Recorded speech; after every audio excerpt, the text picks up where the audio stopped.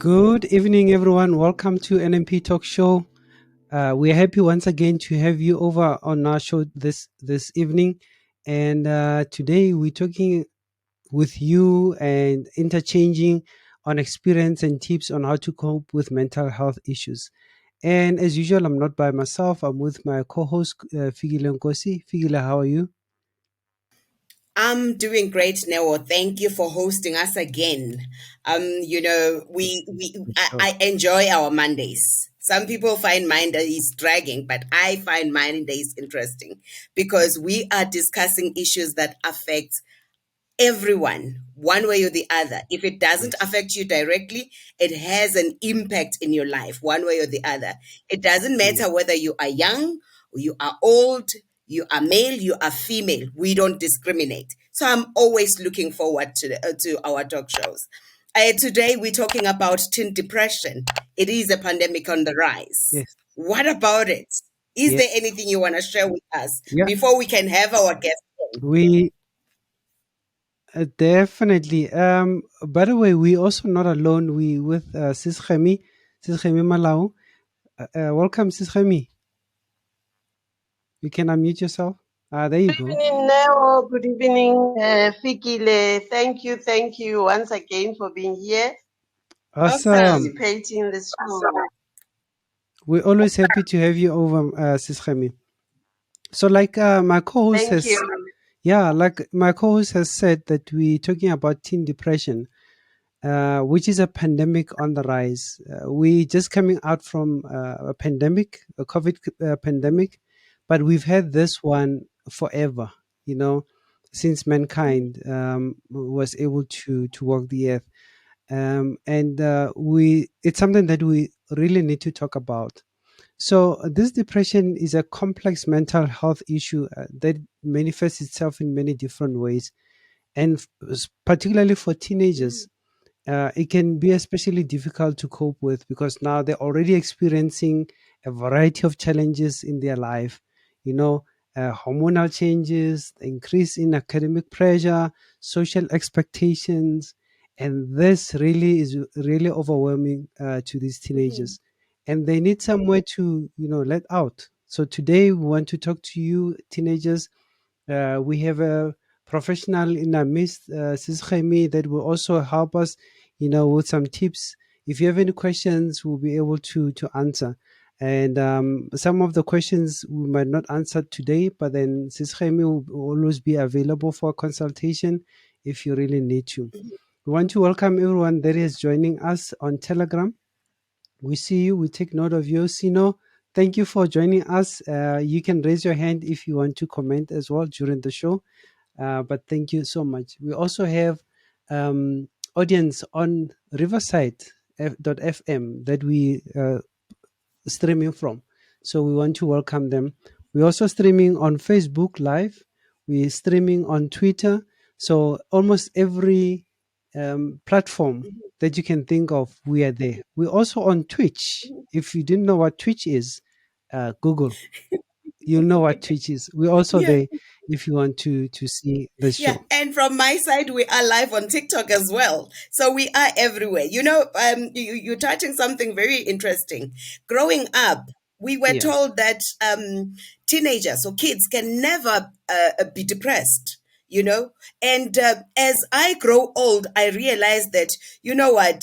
It's because we never understood that depression can happen Mm, to anyone. So I'm happy that we are having yeah. this platform where our young ones will be able to actually find a safe space where they can talk to us, they can pose their questions, ask as to how to deal with a depression. How do you notice that you are depressed? Because our African Yeah. parents actually they don't believe in depression. We still some of them maybe they are actually finding it not difficult to believe that there is depression in kids, but Yeah. most of Yeah. us black parents, we still don't believe that our kids can be depressed. We ask them, why would you be depressed? Because you're young, I feed you, I give you money to go to school, you eat, what do you Who want? do you owe? No.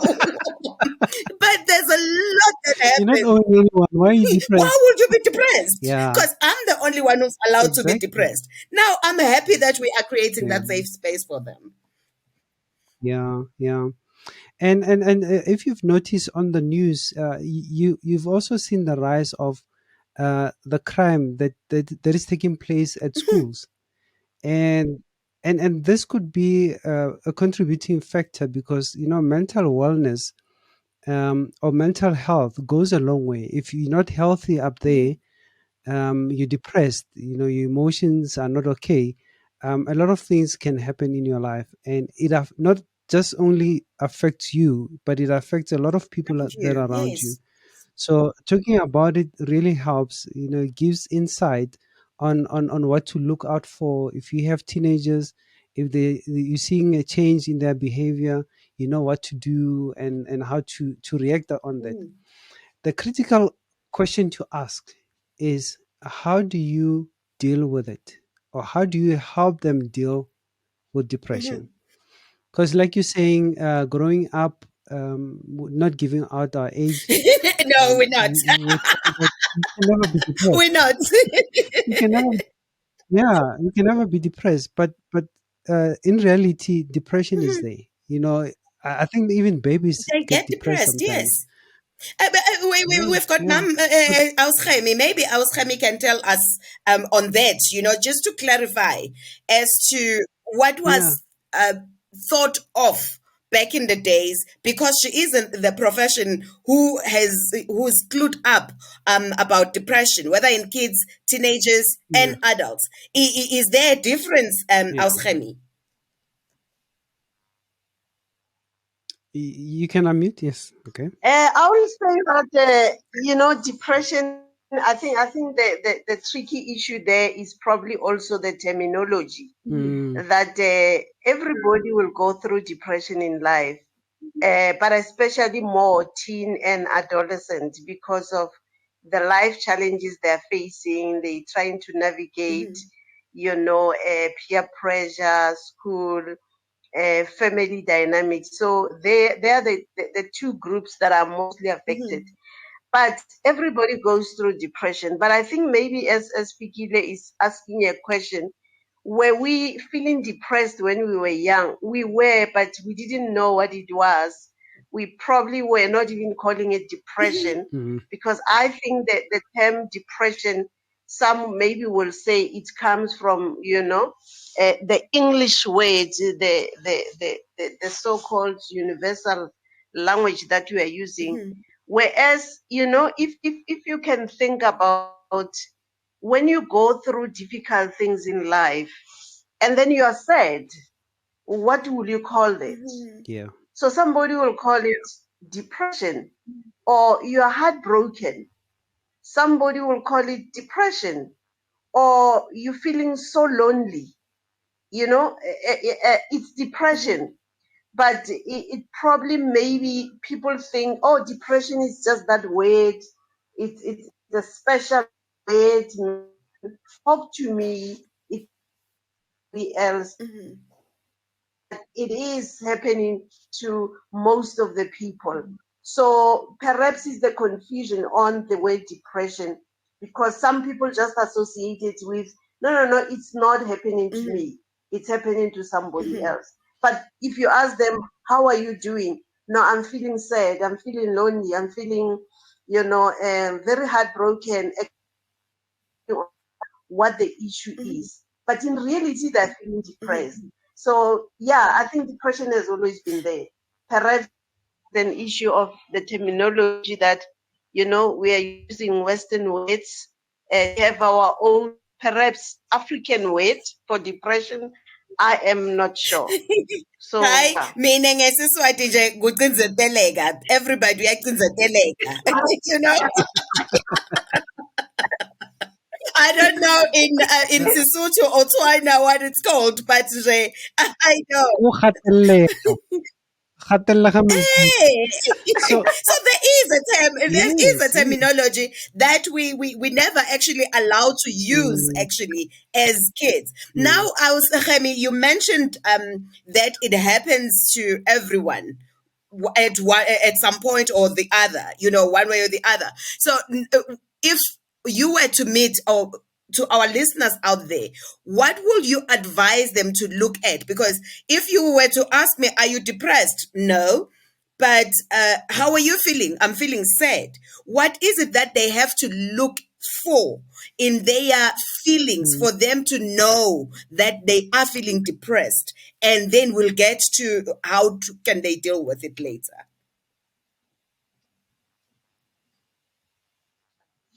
Absolutely, absolutely, a very, very important question, because how then do you know that you are depressed, or somebody you know or is depressed? Various signs that you will see in that person. For example, if you are used to that person being a top person, all of a sudden he's withdrawn, all of a sudden he's speaking less, he's not engaging. You just always feel like, he's out there alone in a little corner, or if it's a teenager, always in his room or her room, locking herself. You don't even know what she's doing. And if it's a person who normally doesn't sleep a lot, we are all required to sleep 7 to 8 hours. But if you can observe that, his sleeping patterns, he sleep less, too much less, or a lot unnecessarily, those are some of the signs that shows you that this person is going through some form of depression.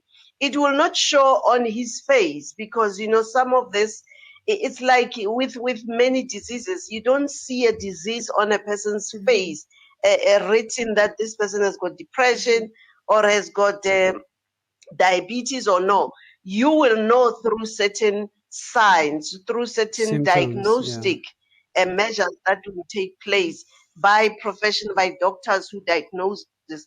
But from just an observant point of view, you're going to see those things that the person, one of the most critical one is being withdrawn. As soon as you notice your child is withdrawn in a way that is not usual, that is one of the signs. As soon as you realize he's not talking much, he's always quiet. He could be sitting with you watching TV, but very quiet, very withdrawn, or, as I say, keeping to himself to his room, or being distant from everybody else, not even wanting to be active in the activities that he's normally used to, then you should know there is something that is off, there's something that is not right. And the minute you observe that, you must engage that person. You must talk to him or her. You ask questions. What is going on? I can notice that you are not okay. I can notice that you are a little bit withdrawn. What is the problem? So you engage, you observe, and then you engage, because you want to get out of this person, out of this teenager, what exactly is the problem. And we must also understand that depression is the outcome stroke the result of something that is happening. So in a way, depression becomes the symptoms of a problem which has got roots. So as you do therapy with most of the people with depression, you realize that actually they are depressed because there's an underlying problem, and the underlying problem could be many. For one, it's this. For another, it's that. For another, it's that. But you're gonna know those root problem when you go deeper during the therapy session, when you ask certain questions. Some of them are very uncomfortable, but you have to ask them, because you want that person to lead you to where the real problem is. And as you probe, as you apply those techniques that you apply, eventually the person leads you to where the problem is. And then you begin to say, okay, now we understand why you are depressed. You are depressed because of 1, 2, 3. But initially, a person will just say, I am depressed and I don't know why. Yeah. But then as you speak, as you question, as you go deeper, you eventually get to the point where you get what the problem is. And then you begin to deal with the problem, the root problem, which has led to the depression. So, Sis Jaime, Does it make that's yeah. Thanks for that explanation. We'll be able to identify somebody like that. But I hear that you're talking about symptoms that are very subtle. You know, somebody who's withdrawn, or they spend time on their own, or they're not active. I've read somewhere. Of course, you're the professional here. I stand to be corrected. And what I've read, it was saying that uh, these symptoms, come on English, can include sadness, feelings of hopelessness. You spoke about loss of interest in activities. It speaks about fatigue, changing appetite, sleeping problems, and difficulty concentrating. And the other one that really caught my attention is irritability. Somebody will be irritable most of the times, and you're not sure what is the cause of it, but then they're mostly irritable. You are used to a person who you can joke around with and all of that, but all of a sudden they've changed. They're irritable. They have suicidal thoughts, you know, and these symptoms very negatively impact the relationships that they have, their school performance, and the overall quality of their life. and, and this is really sad. If you're not able to identify that and help the person deal with it, I think we're failing them. And that's why we're seeing a lot of a high rate of suicides, or teenagers bursting out, Yeah. going out killing on a killing spree, or they're just doing things, to hurt other people because they are going through this, which we need to identify at an early stage. Ausgemi mentioned two things that I wanted to actually voice out as well. She said they become withdrawn. These days, our Mm. kids, it's actually more difficult to identify when they are Yes. withdrawn because of these devices. Oh, technology. They Oh come back no. from school, they take their devices, they go to their rooms, Mm. close their doors, and they are on their devices. So it's difficult for us as parents to actually identify whether they withdrawn because they're depressed or they withdrawn because they just want to spend more time on their devices. What would you give advice to us as parents, Ausgeni? Is there any advice you can give us? Yes, Fikile, what will happen is that there will be a difference between when your child just like to sit in his bedroom and be busy on the phone, because a lot of teenagers do that. But if it's your child, you know your child very well. You know the attributes of your child. If, for example, like I said earlier, if he's a talkative person, all of a sudden he's no longer talking a lot, he's withdrawn. But you know that he always uses his phone, he's always in his bedroom, and it's normal, there's no problem. But you're going to pick up and notice a couple of few things. Some of them now have added them. For example, fatigue. What does fatigue does? It leads you to sleeping more. So the sleeping patterns of that person could change. He start being inactive in the things that is normally active. For example, as Neo has said, so he starts switching off a bit from the activities that he's normally involved in, either being school, either being work if it's an adult, work related, or generally somebody, let's say, for example, he's a fitness person, he goes to the gym. All of a sudden, for a week, he's not going to the gym, but he's not even saying anything that, I'm not going to the gym, maybe because I'm tired. He just withdraws from those activities. So there will be a difference between when your children are just busy on the phone like normal teenagers, because that's what they do these days. But you are going to notice that even if he's busy on the phone, because, for example, you may be engaging that child over something, whether you're asking whether he has done his chores or he hasn't, the manner in which he's going to respond to you, you're going to sense and pick up and observe something that, wait a minute, okay, I know, he always keep himself into the bedroom, but why is he talking to me like this? Like Neo has mentioned, why does he sound like he is irritable? And it's all those things that are around that person, that are around that teenager, that are creating all these different attributes that all of a sudden you see them. He's withdrawn, he's irritable, he's fatigued, he's losing interest in normal activities that he's used to. If, for example, he will do his homework before he sleep, all of a sudden he's not even do there.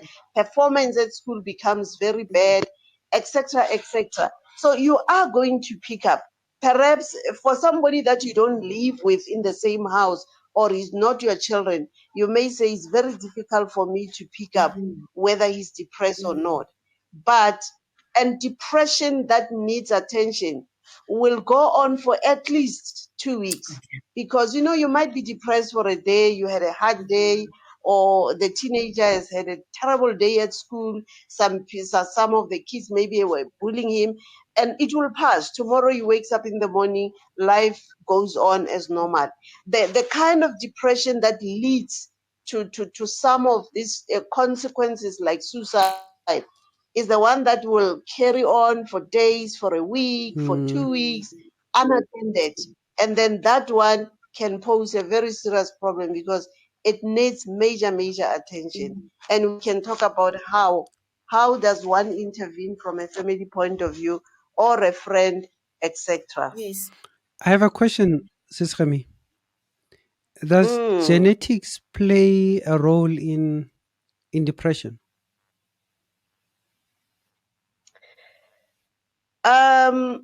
Yes and no. Mm-hmm. Yes and no.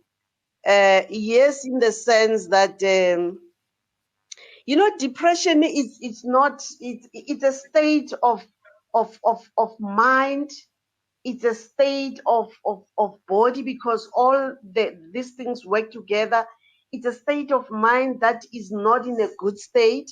It's a state that your mind, your mental health, if it's not good, it's going to affect your body. It's going to affect how you feel. It's going to affect how you function. So being an hereditary issue, it probably won't be a dominant thing. It won't be a dominant thing because depression is caused by life events. It's Mm. caused by circumstances around you. It's caused mostly by environmental factors around you. Like we are saying, somebody could be depressed because he had got a bad childhood that was never dealt with. Somebody could be depressed because he has got a problem today. It's things of today that maybe, I mean, I had one of the teenagers who's going for therapy, that the first thing he said to me, he's depressed because his friends have got expensive watches, cars, and then designer clothes. Wow. And for a minute I was actually dizzy, because I was thinking, I look at him and say, he's just a teenager. He should be focusing on school. But Mm. he is busy, obsessed, and to the level that he's depressed by all of these things.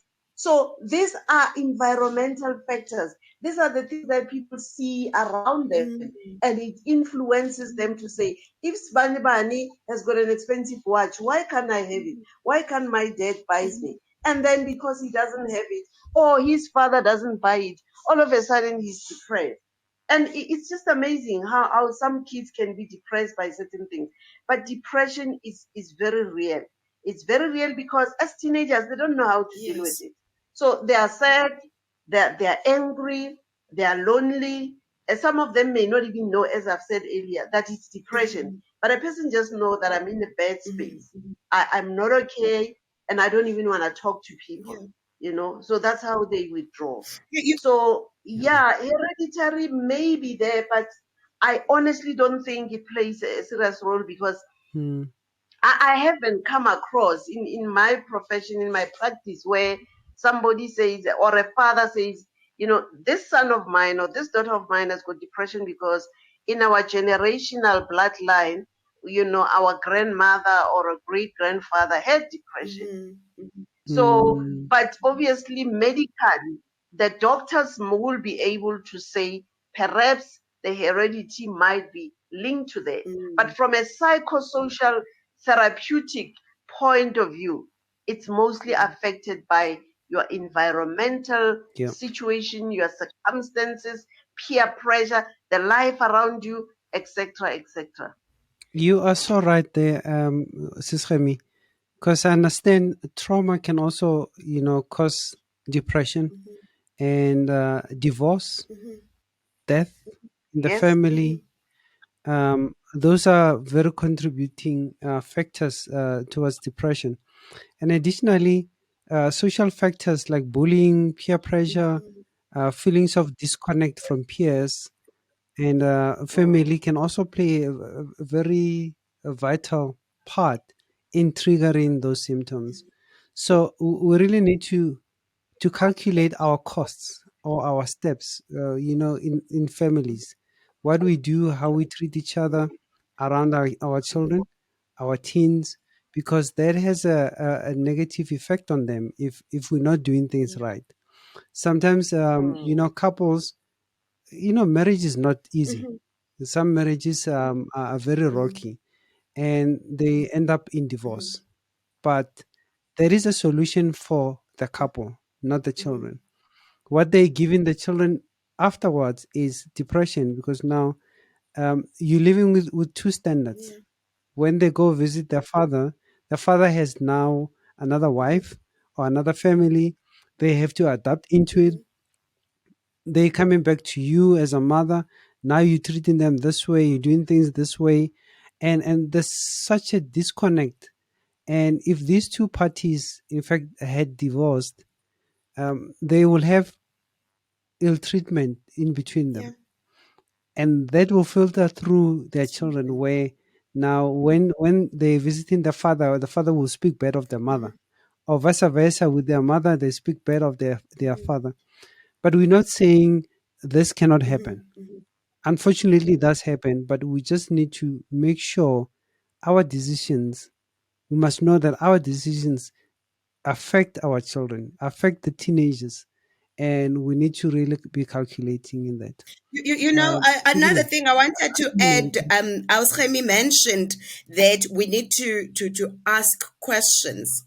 As mm, I read and I listen a lot to others, I learned one thing, that sometimes as parents we ask questions that are gonna embarrass the person that we're trying to help, and that person is not going to be helped, because now you already embarrassed mm, me. I will never be able to open up now because of the question that you asked me. You already judging me. That's what they will say. So I think when we are probing the questions, you need to find a way that will make you get to the core of what causes that child to be depressed, in a way that you don't ask the embarrassing questions to your child or to your spouse or to your colleague or to your friend. So that will help as well.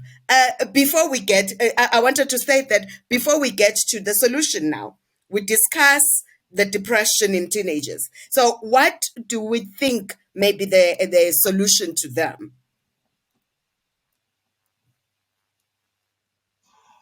First, can I go Yes, for yes, it? yes, please yes, go for please. it. Oh, yeah. So the solution, as you say, just before I go to the solution, Fikile, you mentioned something very important, that sometimes when you engage them, they feel embarrassed. I think it's the manner, the approach that Mm, one uses must be very helpful instead of being hurtful. mm, So if the approach is in such a way that you persuade the person to actually open up, you're going to get more out of that person. But if the approach of asking questions are in such a way that they're very direct, for example, if you're going to say, "Are you depressed?" That person is going to be resistant. He's not even going to Yeah, ask you yeah. questions. But you can begin to ask questions like, as I was saying earlier on, You seem quiet today. My boy, what's going on? Are you okay? Can I help you with something?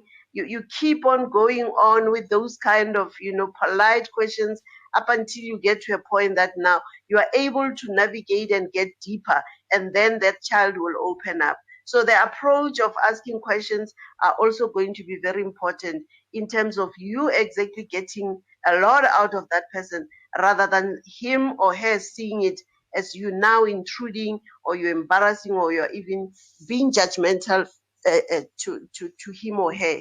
So the approach is Yeah. important. Now the solutions.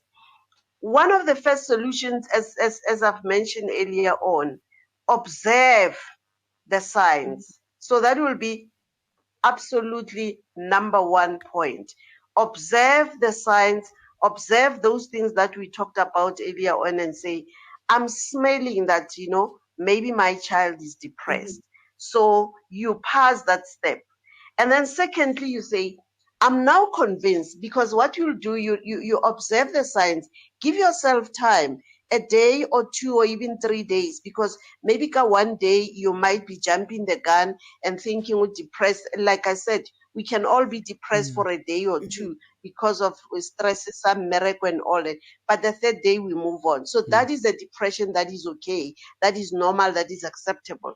So you give yourself a day, 2, 3 days, and say, these warning signs, but I can see them, they're carrying on. They're carrying on to the second day, third day, fourth day, fifth day. Then that's when you must start being worried and say, there is a problem here. So after observing those signs, you then go to the person and engage. You then approach her and ask questions. Those polite, those non what do you call it, the one that are not judgmental, the one that are not intimidating to the person, because you want that person to open up. So you'll ask questions, what's going on? I can see you're withdrawn. I can see you're not performing well at school. What is the problem? How can I help you? You go on today, you might get 2 answers, tomorrow you carry on, you get other answers, and then you are going to gather that information. That information, when you gather it, you are going to be convinced that definitely this kid has got depression.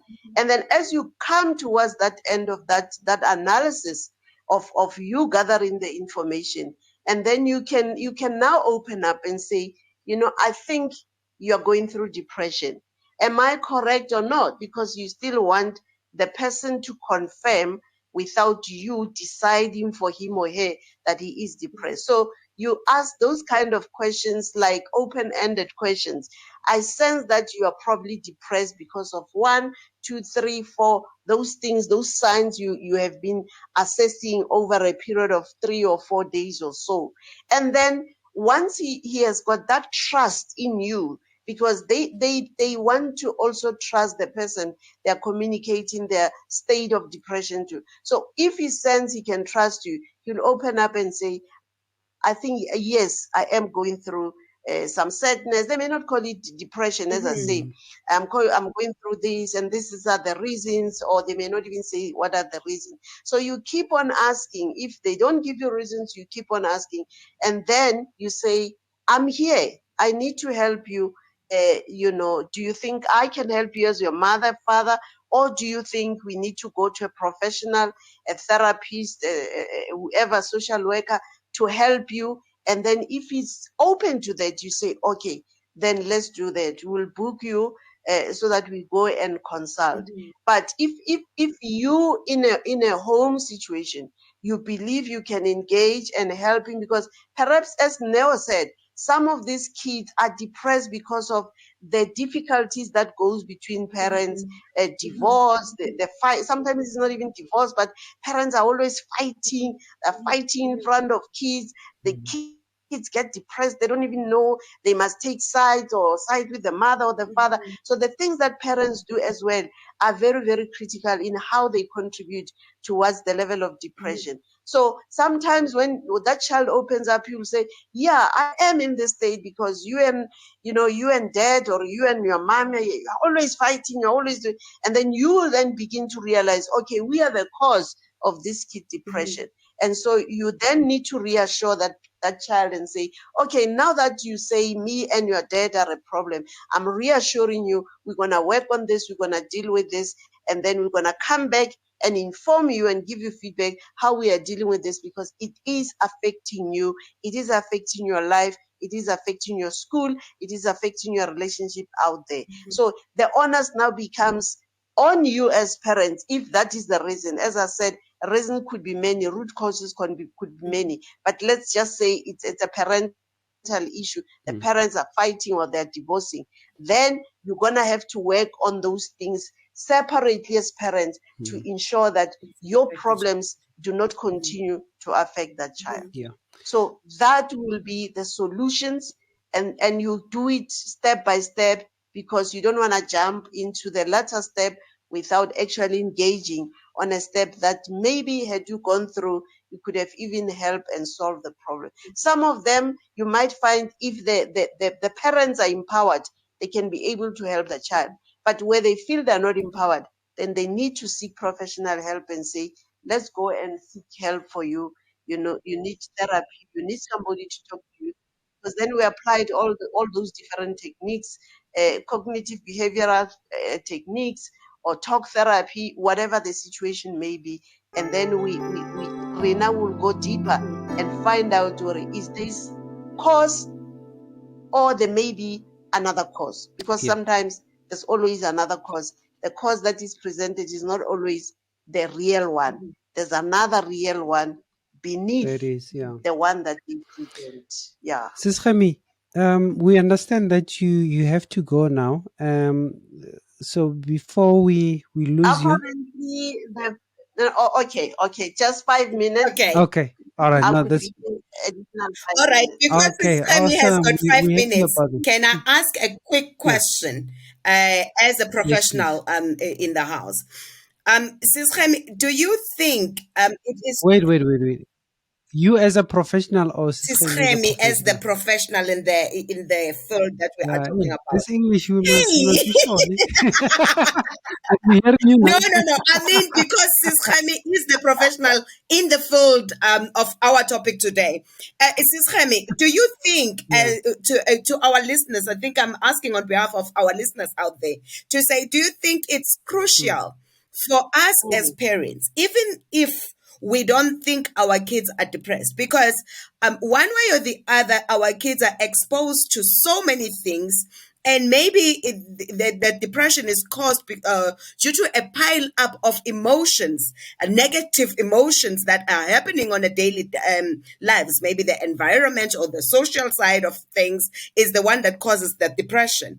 Do you advise that as parents we can send our kids for a consult, and then you as a professional will be able to determine whether you want to see this child more, or you will say, okay, it is fine, you can just bring her another time, maybe quarterly, just to check, like you are checking your mental health, not because you are suffering from depression, but you are checking if it's not there or it's not going there. What will you think? What do you think? I think if you are worried and you observe that there could be something wrong in my child, and you are not sure, you have gone through a couple of days, you think there could be something wrong, as I say, engage with the child first.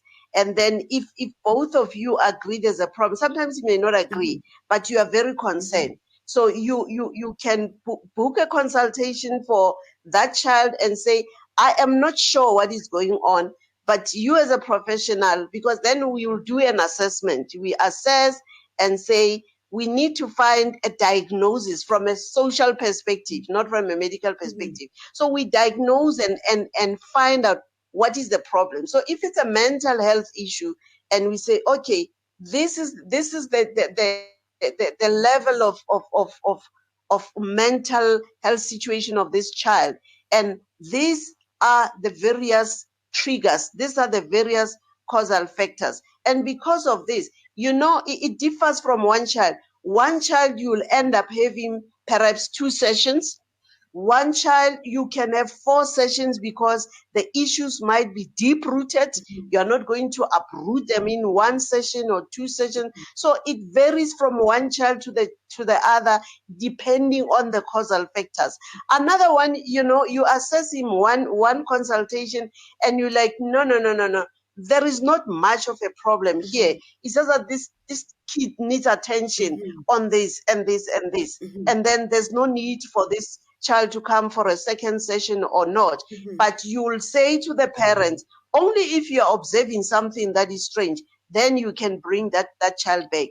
But for some people where they need long-term therapy, could be 4 sessions, could be 6, up until you're convinced as a therapist that I am now having this kid at a point where I know now he can function independently, he can be himself again, he's social, emotional, body well-being. It's all balanced. It's all going to allow him to function well, because at the end of the day, it's about promoting functionality, because we want human beings who can function optimally, whether they're at school, at work, in all their fields of careers, wherever they are. So it's really for the parent. And one of the most important things is for parents to pay attention. I would like to say this, I don't know how 100 times. Parents don't pay attention to their children. And they get caught off guard that I was not aware that my child is doing 1, 2, 3, because they're always busy. They're always worried about their jobs and their meetings and their whatever. They just never pay attention. So there's a lot of things that are going around children while the parents are not paying attention. And I think somebody mentioned, I don't know whether it's Fikile or Neo, who said, parents will say, but I'm providing for this kid everything. I'm providing the house, the food, the clothing. I'm even buying him some, nice stuff. Gadgets. But sometimes kids are not fascinated by those things. Yeah. They're fascinated by you paying attention to their life, you showing interest into their lives, you asking them how was their day, you asking them how is school work, is he coping, or can you help them? Those little, social emotional things are very important, especially to teens, because they're still growing up. So their emotional intelligence, it's at an all-time low, and they need the parents to be there all the time just to check, are you okay, can I help you, are you coping, etc., etc. When they get to adolescent stage, they begin to be a little bit independent, but they still need parents who care. So parents must pay attention, pay attention until you can no longer pay attention. So now, up to this far, we spoken about what the parents can do and how they can identify these changes. We haven't really touched on how we can help the children. Yes, a little bit you have, Sis Jaime, when you said that they can have consultation where they can be able to be helped. But before I get into that, I see Sino would like to comment. Sino, welcome to the show. You can unmute yourself. Hi. Yes, hello. I was thank you. I was just listening to Sistemi and I related a lot. So I thought I should just share my experience before I go and put the kids to bed. Yeah. Um, so when I was 11, 12, I had mild depression, but I didn't know what it was. I thought it was, teenage blues or preteen blues. But my mom, I was blessed enough to have a mom that understood those things. And so she observed, I did all those things that she mentioned, sleeping a lot, isolating. And my mom said one day, why don't you write in a diary? And one of the other things she used to do is when I get home from school, she would show me faces of emotions and say, today, how are you feeling? And I would share with her. So my mom lost her sister to suicide, and that encouraged her. She was a nurse. It encouraged her to study psychology, and she's now a registered trauma counselor and formal debriefer with her own practice. And I think that is what caused her to realize and understand. So, like, just like Sis Clemi was saying, she always took an interest. She always was there for me to sit and talk out my feelings.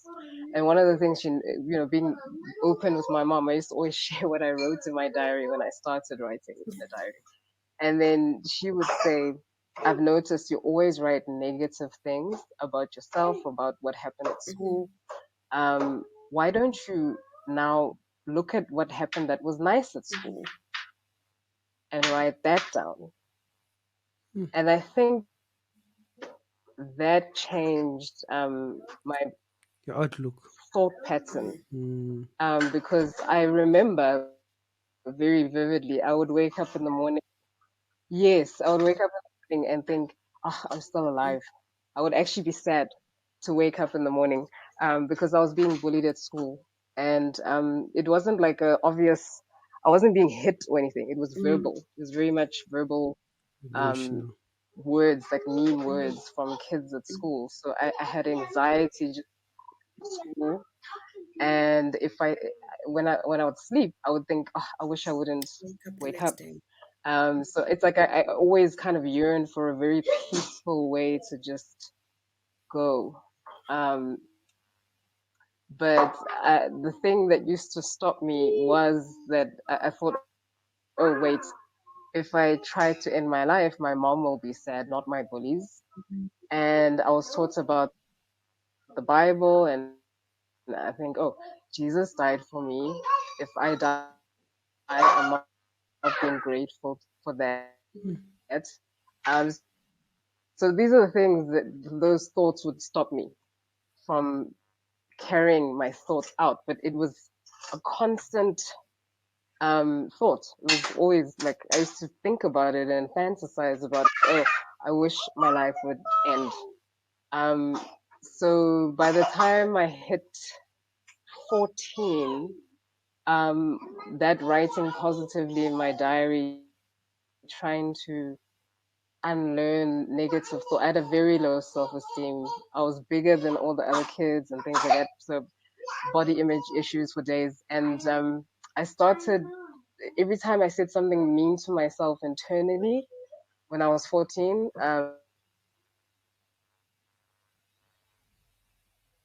Looks like we lost our So we seem to have guest lost there. him. Yeah.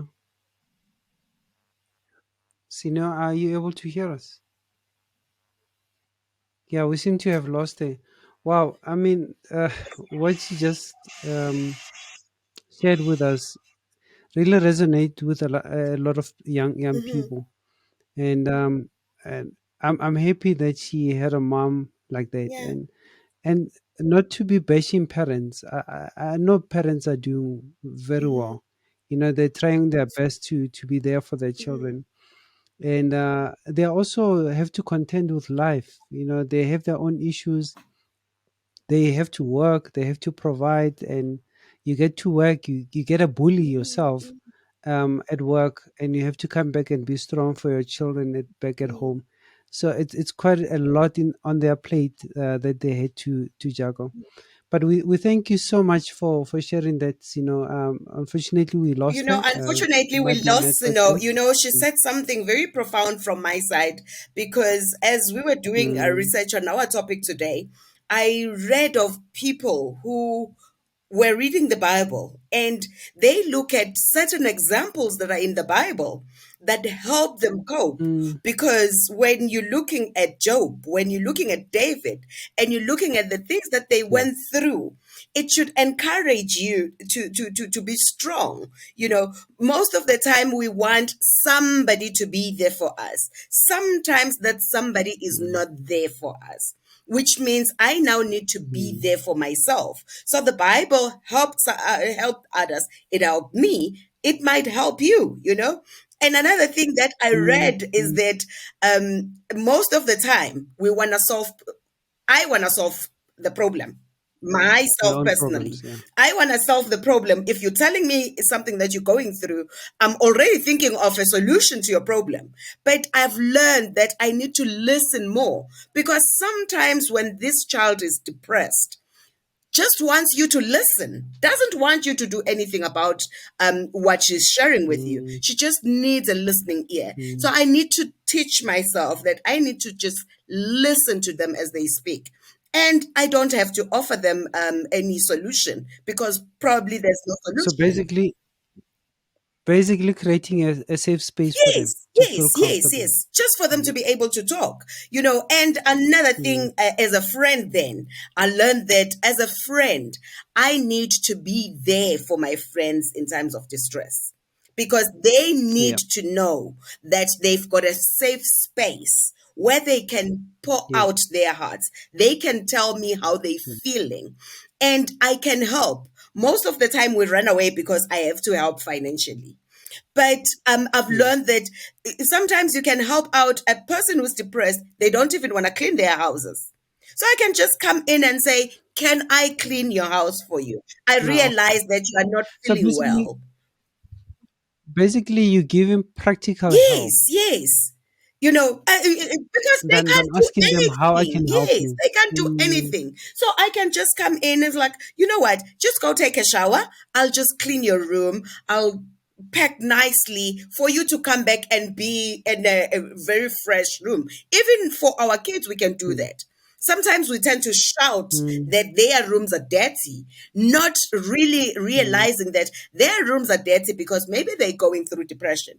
Like you have said, that we are mm, busy as parents, we are working. I'm worried about the mm, bills that I need to pay.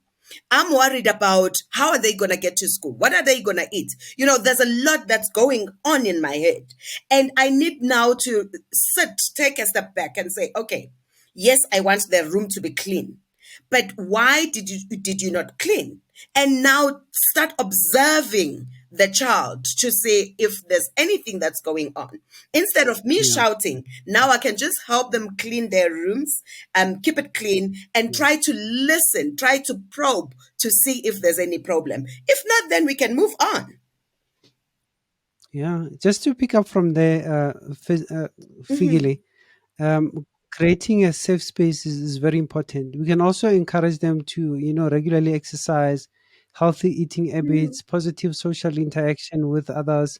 That could also strategically help them support themselves Mhm. mentally. And like Sino has mentioned that her mom encouraged her to write positives. Mhm. And I wanted actually to ask her if she reads the diary for to her mom even now. She She's said, back. actually, what I heard from her was that at the She's beginning, when back she though. started I don't writing know the if she journal, listened to the she, conversation. she, she will share with her mom. So Can it you means hear that she didn't continue. There she is. There she is. Oh, There she welcome is. back, Sino. Can you hear me? Yes, we can hear you now. Hi. Yes. That, Um, I, mm, it's funny because um, I I don't share my diary with her anymore, but I do very much express myself. I think I talk to my mom almost every day. Mhm. mm, So if I am, you know, through throughout the years, I have seen psychologists. I still struggle with mild depression sometimes, and whenever I feel like something's off, I'll say, "Hey, mom, this is what's happening. This is how I'm feeling. Mhm. This is what I'm doing. Mhm. mm, Should I go in for help, Mhm. or is it just like how should I?" Mhm. And she will always be very clear with me. No, no, no. You must book a psychologist like now. you Mhm. know. So her advice to me was always the rule of thumb: go see a psychologist before you are at a critical stage. yeah, When you start feeling feelings of worthlessness and those things, and you're low and you can't get out of bed, just when it starts, Mhm. yeah, go for help. Don't wait for it to progress. Mhm. So that has helped me a great deal because I have to pay attention to myself now as an adult, Mhm. mm. right? My mom is not there to observe me every day. So yeah, I still I'm still that girl that talks to my mom about everything. That's Oh, good. that's There's great. nothing wrong with That's that. great. Right. Yeah. Thank Yeah. you. Thank you so much, guys. We have come to the end of our show, but then I'll give you a moment, like 2 seconds to wrap up, closing remarks. Maybe I'll start with you, Sino. Anything that you would encourage young ones or teenagers that are going through depression? I think open up, because I think if I was afraid to tell my mom.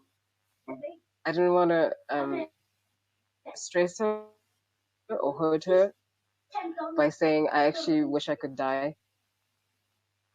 Because especially knowing she lost her sister. Mm, So now I was trying to protect her, but she's an adult. Her role is to protect me, Mhm. Mhm. Mhm. actually. So I wish I had gone forward and just said, these are the thoughts I'm having, these are the feelings I'm Mhm. having. mm, Mhm. And if I had done that earlier, she could have helped me earlier, um, and and and even maybe taken me to see someone, mm. because at that stage I was only I actually found out much later in life when I described my symptoms to a psychologist, and they said you had mild depression back then. So just open up to your parents or a trusted someone, an adult, that can help you, All right. Thank you. Thank you, because Sino. when you need Your help, line is breaking don't really have bad. Mhm. But we got it the gist by of yourself. Mhm. yeah. We It'll just get worse. yeah. Don't Thank you so much for that, isolate. Sino. Yeah. Mhm. Yeah, that's probably all And I'd say. Figile, any closing You remarks know, from you? I've learned myself on this structure as much as I was hoping to be actually opening a safe space for the young ones out there, that as parents, we need to think of our decisions, because whatever we decide in life will affect our Mm, kids, will have an impact on our kids. So whatever decision I make, I need to think of my kids. I need to actually, I can even consult with them to say, this is the situation and I'm thinking of doing this. How do you think about it? And accept whatever uh, remark they will point out, because they know better. They know themselves better. And as kids, you need to if you can't speak to your parents, write them a letter. We are busy as parents. We're living in a very fast days where we don't have time for you. Not that we don't have time for you per se, but the time is not there. I'm tired, I'm busy, or whatever is happening in our lives. Write me a note, write me a letter to say, this is what is happening. And as a parent, I should have that 5 minutes moment to say, how was your day? What how was school? So that I open that safe space for my children to be able to talk to me whenever the need arises. thank you for that. So my concluding thoughts, I actually wrote them down. I need to read them as they are. In conclusion, teen depression is a serious mental health issue that requires attention and care from parents, educators, and healthcare providers. With early intervention, proper treatment, and a supportive environment, teens can manage their symptoms and lead happily, fulfilling lives. It is essential for adults to be vigilant in recognizing the signs of depression in teens and taking appropriate action to ensure their mental health needs are met. Mhm. Those can never be overlooked. That's true. Really, if you're a parent, it is your responsibility to take care of your young Mhm. ones. It's a God given responsibility, and we don't want to fail in it. Mhm. But we're also aware that you are doing all you can to fulfill it, Yes. and we really take our heads off for you for doing that as a parent, and we thank you for that, and we wish that you continue doing that, because that will be building a supporting structure for your children to time indefinite. So we hope the teens that are going through depression are able to, gather some thoughts here, advice from this show that will really benefit them.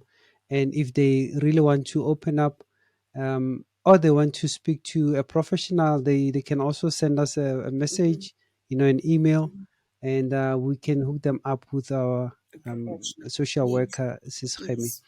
And we thank you for tuning in, and thank you very much for supporting the show.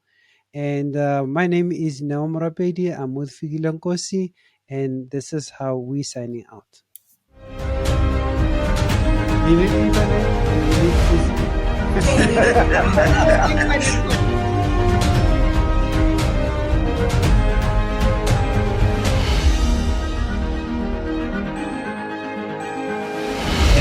Last